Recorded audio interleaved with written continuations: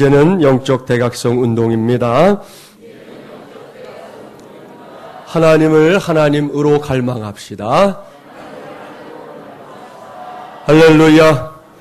오늘은 제7차 특세 두 번째 시간입니다. 오늘은 하나님이여 나를 도우소서라는 제목으로 하나님의 말씀을 전하도록 하겠습니다.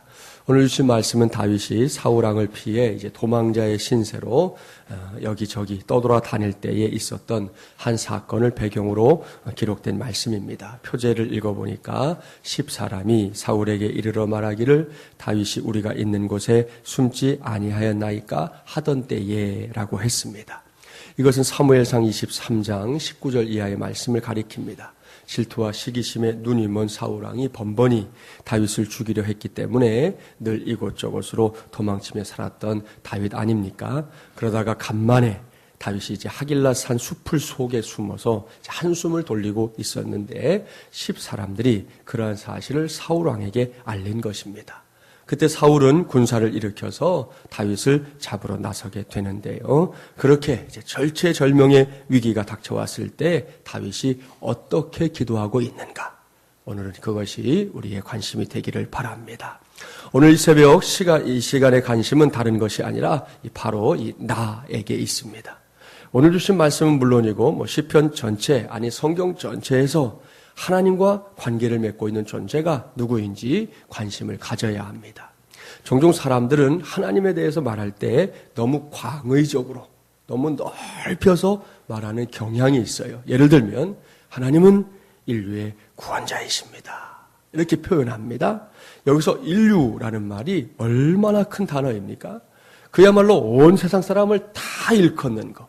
지금 시대만이 아니라 과거, 현재, 미래에 속하는 모든 사람들을 표현한 그 표현이 인류라는 단어잖아요. 또 심지어는 우주 만물의 하나님이라고 일컬으며 기도하기를 좋아하는 그런 성도들도 있습니다. 분명히 틀리지 않았습니다. 맞는 말이고 맞는 고백입니다. 그렇게 기도해도 괜찮은 것이죠. 우리가 믿고 섬기는 하나님의 스케일은 사실 그런 표현들보다 훨씬 더 큽니다. 이 세상에서 하나님을 비교해서 말할 수 있는 표현은 존재하지 않는다라고 말하는 것이 오히려 정확한 정답일 겁니다. 그렇게 대단한 존재가 바로 저와 여러분의 아버지, 우리의 하나님이십니다. 믿습니까? 할렐루야. 자, 이렇게만 본다면 정말이지 저와 여러분은 신이 나야 옳습니다. 어깨춤을 추고 가슴을 편 채 세상에 나가 사는 것이 결코 남의 일이 아니라는 것이죠. 그러니까 주눅들어 살지 마십시오. 언젠가도 말씀드렸는데 시시하게 살지도 마십시오. 우리는 정말이지 대단한 사람들입니다. 그런 의미에서 진짜인지 아닌지 확인하기 위해서 한번 축복하겠습니다. 첫 번째 축복, 두 번째 축복이 표정이 중요한데 첫 번째 축복은 이렇게 좀 난감할 때 있지요. 잘 몰랐을 때 이런 표정을 지으시면서 자, 짝꿍을 빨리 정해보세요. 조금 난감한 표정을 지으셔야 돼요. 이렇게 축복합니다. 미처 몰라봤습니다. 자, 이번에는 놀라운 표정을 지으시면서 당신은 정말이지 대단한 사람입니다. 할렐루야. 짝을 한번 바꿔서 첫 번째는 잘 못했으니까 두 번째는 더 잘하세요. 자, 난감한 표정을 지으면서 축복합니다. 미처 몰라봤습니다. 자, 놀라는 표정으로 당신은 정말이지 대단한 사람입니다. 할렐루야. 자, 이렇게 축복은 했지만 사실 하나님을 크게 말하는 사람들 가운데 하나님과 자신과의 관계를 정확하게 설정하지 못하고 있는 사람들이 적지 않습니다. 그 이유는 하나님과 우주의 관계는 잘 알면서도 정작 하나님과 나의 관계는 잘 모르기 때문입니다. 그렇기 때문에 오늘 이 시간 바로 여기서 당장 필요한 것이 있습니다. 그것은 하나님과 나의 관계를 반드시 1인칭 단수인 나라고 하는 것으로 확실하게 자리매김하는 것입니다. 오늘 주신 말씀을 제가 다시 봉독해 드릴 테니까 한번 잘 들어보세요. 하나님이여 주의 이름으로 그를 구원하시고 주의 이름으로 그를 변호하소서. 하나님이여 그의 기도를 들으시며 그의 입의 말에 귀를 기울이소서. 낯선 자들이 일어나 그를 치고 포악한 자들이 그의 생명을 수색하며 하나님을 자기 앞에 두지 아니하였음이니이다. 하나님은 그를 돕는 이시며 주께서는 그의 생명을 붙들어 주시는 이시니이다. 어떻습니까? 물론 성경이 지금 이렇게 기록되어 있는 게 아니에요. 지금 아멘하는 분도 있지만 무조건 아멘하지 말라고 그랬잖아요. 제가 임의로 단어 하나 바꿨어요. 나를 그로 바꿨습니다. 그저 단어 하나 바꿨을 뿐인데 정말이지 언뜻 보면 별것 아닌 거잖아요. 그런데 이렇게 읽으면 이 말씀들이 그다지 내 마음에 와닿지가 않아요.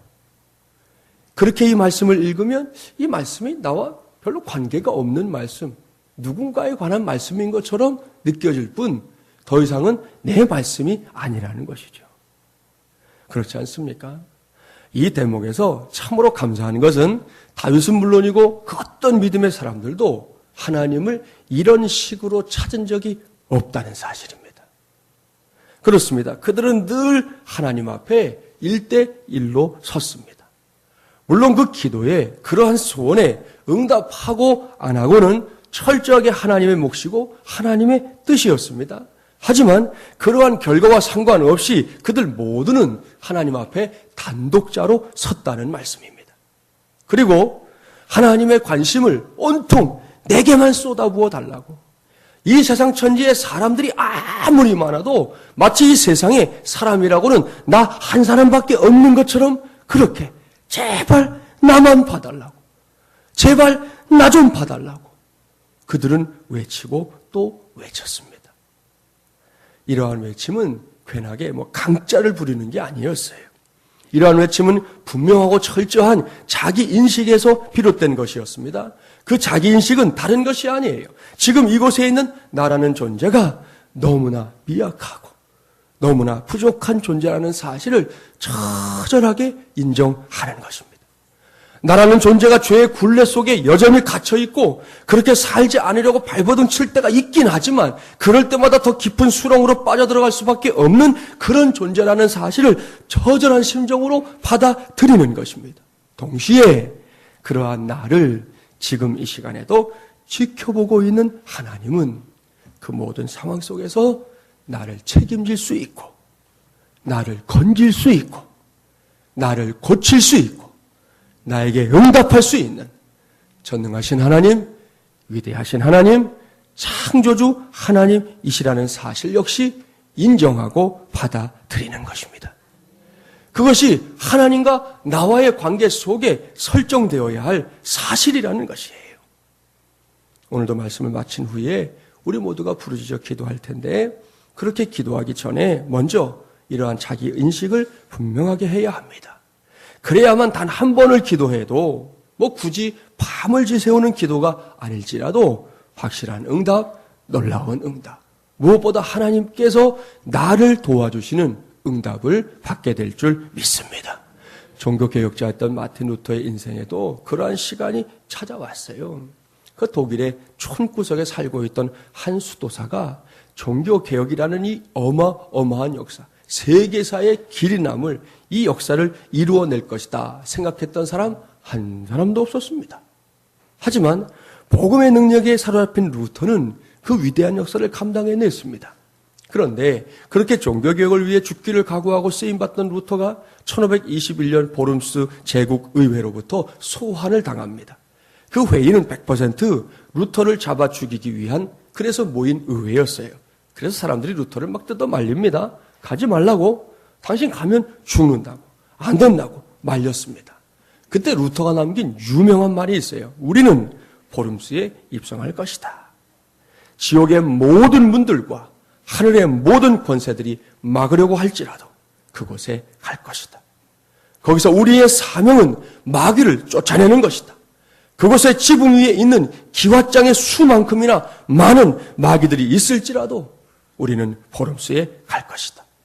이렇게 결연한 의지를 보이며 보름스 의회에 참석한 루터가 그 의회 석상에 딱 서서 하나님 앞에 길지도 않아요. 짧게 이렇게 기도했습니다. 주여, 내가 여기 서 있나이다. 나는 돌아갈 수 없습니다. 주님, 나를 도와주소서. 이것이 루터의 기도였습니다.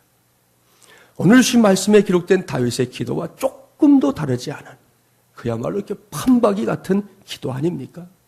그리고 하나님께서는 다윗의 기도에 응답해 주셨던 것처럼 루터의 기도 역시 들어주셨습니다.